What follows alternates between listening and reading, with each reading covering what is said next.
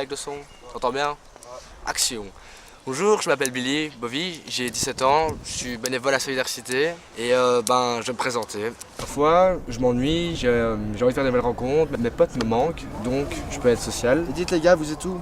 Tout de suite. Parfois, il y a des jours où je suis énervé et il faut pas venir me parler parce que je suis vraiment, parfois je peux être impulsif, donc là je suis un social.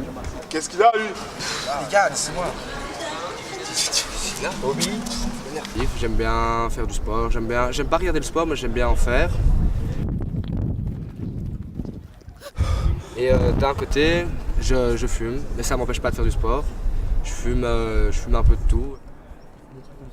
Je peux être un beau gosse, un playboy, je peux bien me montrer, me mettre en valeur. Et je peux être crade, défoncé, mort par terre et n'avoir rien à foutre de tout, de personne. Si je devrais être quelque chose ou un animal, j'aimerais bien être une otarie, enfin un lion des mers, parce que ça se dort toute la journée au soleil et que quand ça a faim, ça plonge, mais c'est tranquille et personne ne les emmerde. Et sinon, je fume beaucoup le cannabis, j'aime bien fumer le cannabis. Il faudrait couper la scène, on va me prendre vraiment pour un rabat-joie.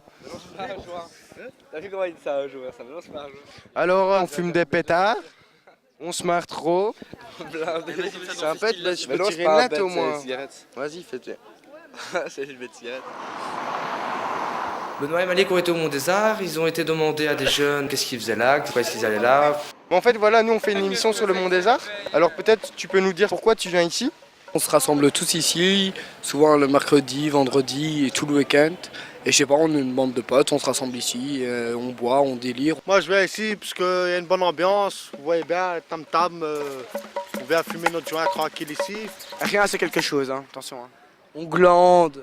Ils chill, ils font la fête, ils se détendent un peu de leur journée et de ce qui se passe en semaine. Que pensez-vous de l'alcool et des drogues chez les jeunes? Écoutez, moi personnellement je viens ici pour me défoncer. C'est le seul endroit que je trouve bien pour se défoncer la gueule. C'est mieux que la ville, c'est mieux que chez nous à la maison, c'est mieux qu'au café. Il fait bon, on profite du temps. Pour moi, la drogue et l'alcool, c'est une sorte de libération par rapport à leur vie parce que ils ne savent pas très bien où ils vont, ils ne savent pas très bien où ils se mènent et la drogue, ça leur aide à leur donner un chemin dans leur tête. Non, mais le problème c'est qu'il a pas interviewé les bons gars pour la drogue, il a interviewé les punks. Les punks, tout ce que ça fait c'est boire. Alors les punks ils ont dit ouais c'est cool, boire c'est bien, mais... Enfin non, ils ont dit boire, on se sent plus libéré, on peut plus se lâcher, mais il n'a pas été voir les vrais tox quoi, il n'a pas été voir le gars qui a un trou dans le nez parce qu'il a pris trop de speed, il a pas pris, enfin tu vois, il a pas été interviewé le bon gars quoi, s'il veut vraiment parler de drogue. Je vais vous raconter la soirée d'un de mes amis qui s'est passée au cave de Curubert. C'était apparemment une bonne soirée qui se déroule que 2-3 fois par an. Donc mon ami est allé avec plusieurs amis à cette soirée et sur le chemin il a rencontré un dealer, il lui a acheté une pilule d'exta. Il l'a prise, il n'a pas senti tout de suite des effets, puis il a été à la soirée, il a payé sa place, les videurs l'ont fouillé, il n'avait rien sur lui, il avait un peu d'air mais ça c'est pas très grave en jour de soirée.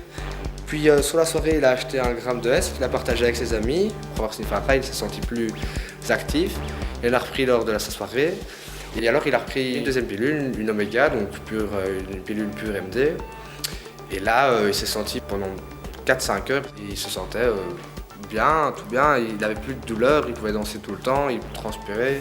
C'était d'éclate avec la musique, apparemment d'après lui pour lui c'était super génial, quoi. Il était dans un super bon état et il se sentait super bien quoi. Il m'a expliqué qu'il avait eu 2 illusions. Il a été aux toilettes en fait. Quand il a sorti son sexe, il a vu sur le bout de son gland un poil. Il a voulu tirer dessus et après, à la place de le retirer, il y en a 10 qui se sont mis. Et puis il a reculé en fermant un peu les yeux, puis il n'en voyait plus qu'un, il m'a dit qu'il avait pu toucher. Et puis en faisant pipi, il a commencé à voir une vitre en diagonale sur l'urinoir et son urine rebondissait sur lui. Enfin, il pensait que son urine rebondissait sur lui. Donc il a fait un peu l'arrière et puis il a été repoussé normalement et il la voyait de temps en temps, mais il savait que c'était une alu. Et donc, cette soirée s'est passée comme ça.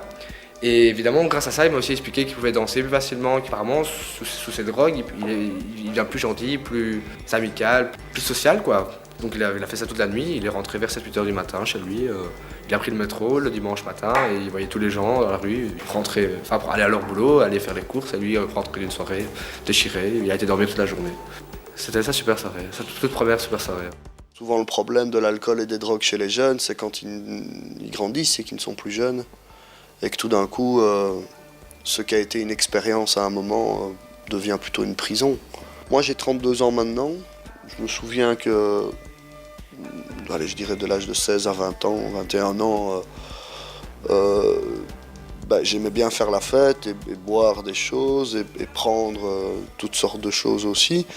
Et que personnellement, moi j'avais besoin justement d'aller jusqu'à la limite, quoi. C'est-à-dire que j'étais un peu constamment dans l'abus. On a besoin d'aller transgresser, de flirter avec cette limite. Et ça, je crois que ça dépend des personnes et ça dépend de leur histoire. Pour ma part, ça a été quelque chose de positif, d'aller jusqu'à un point qui me semblait être une sorte de point de non-retour. En fait, la limite, elle est là aussi pour tester les choses, quoi, d'une manière ou d'une autre. J'ai envie de dire que quand on est né à Uccle et qu'on a eu qu'on a tout ce qu'on veut, eh bien, on va tester les choses finalement de manière assez tranquille, en s'achetant de la cocaïne avec des potes, peut-être ne serait-ce simplement en prenant beaucoup de vodka et de l'herbe, on va faire ça dans le salon des parents quand ils sont partis.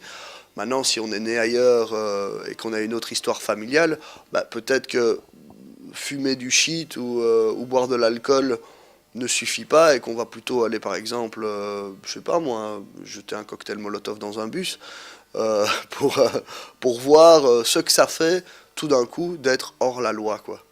Et qu'est-ce que c'est que cette loi, quoi? Pour l'instant, c'est le bordel, parce qu'en fait, on vit dans un monde qui met en danger les gens tout le temps, tu vois, et qui joue même sur le risque et la sécurité pour un moment essayer de tenir un ordre social. Mais là, ça devient de la politique, Benoît, il faut arrêter. Oui, c'est vrai, je voulais montrer des trucs extrêmes, mais je me suis rendu compte que c'est pas vraiment possible parce que c'est comme ça, les gens ils savent et les gens ils savent pas, et ceux qui savent pas, c'est mieux qu'ils sachent pas en fait. Ouais, d'un côté. Donc je peux pas trop parler, je peux pas trop montrer ce qu'on a essayé justement de pas montrer normalement.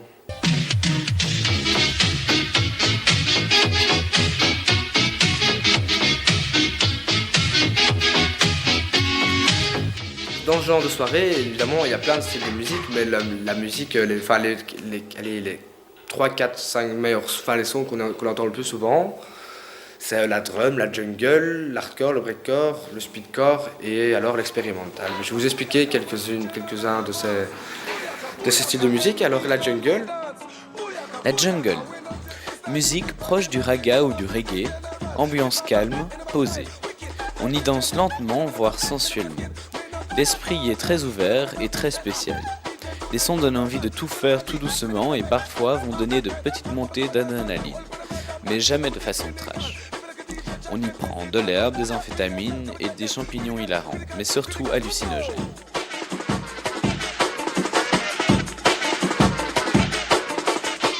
La drum and bass.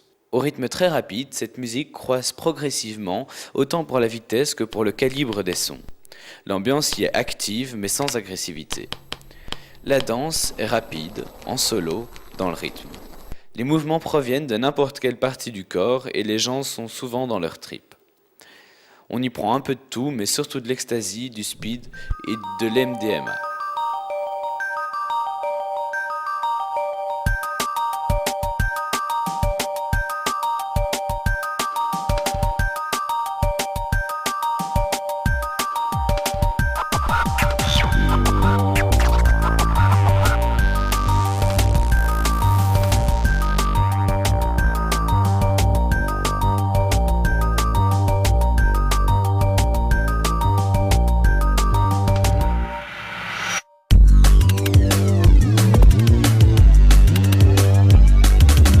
Le hardcore, musique dynamique, assez forte et trash avec une montée constante. L'ambiance y est dynamique et un peu agressive. Les gens ont un sentiment de pouvoir, de supériorité. On y prend surtout du speed et de la cocaïne car elles annulent les sentiments de douleur et de fatigue.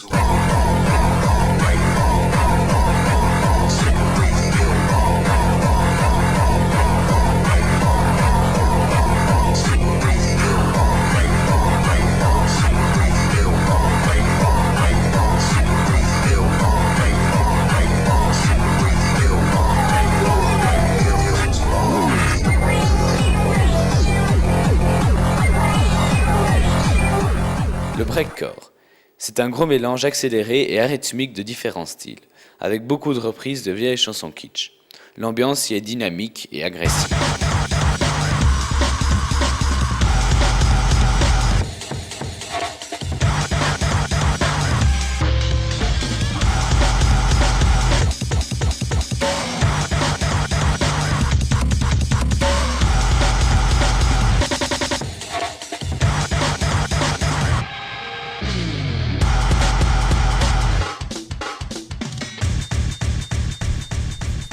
Voilà, ça c'est moi.